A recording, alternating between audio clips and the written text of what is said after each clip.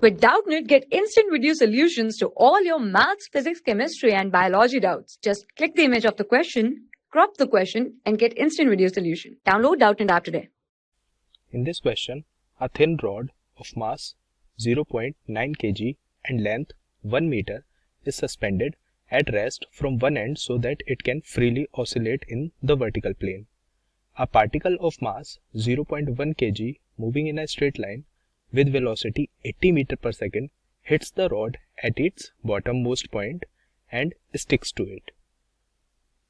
Now, we have to calculate the angular speed of the rod immediately after the collision. Now let's just suppose that this is point O about which the thin rod will oscillate. Now the particle of mass here is 0.1 kg. It is moving with a velocity of 80 meters per second and it is stuck at a point which is 1 meter away from point O. Let's just say it is stuck at point D. So R is equal to 1 meter. Now, since there is no external torque between the system of the particle as well as the rod, we can apply the conservation of angular momentum in this whole system. So applying the conservation of angular momentum here, the conservation of angular momentum, taking two instances, one is just before the particle hits the rod, one is before the collision, and the second instance would be just after the collision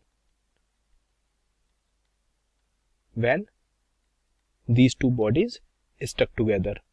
So initially the particle was moving with a velocity 80 meters per second. So the angular momentum about point O here is mvr.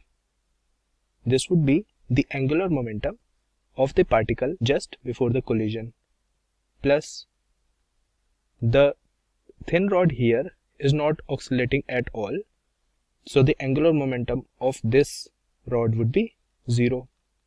After that, the particle and thin rod are stuck together and moving with a constant angular velocity omega. So when this particle and the rod stuck, their moment of inertia would be, let's just say, I1 plus I2. Now putting the values in this equation, the mass of particle is 0.1 kg, the velocity with which it moves is 80 meters per second, and the r distance is 1 meter. This is equal to I1 would be the moment of inertia of, let's just say, one is the thin rod and second is the particle. So the moment of inertia of this thin rod about point O is m r square divided by 3. This r is small r here, plus the moment of inertia of the particle which got stuck at D would be mr square. This would be mr square. Here the mass of rod is capital M, and omega is the constant angular velocity.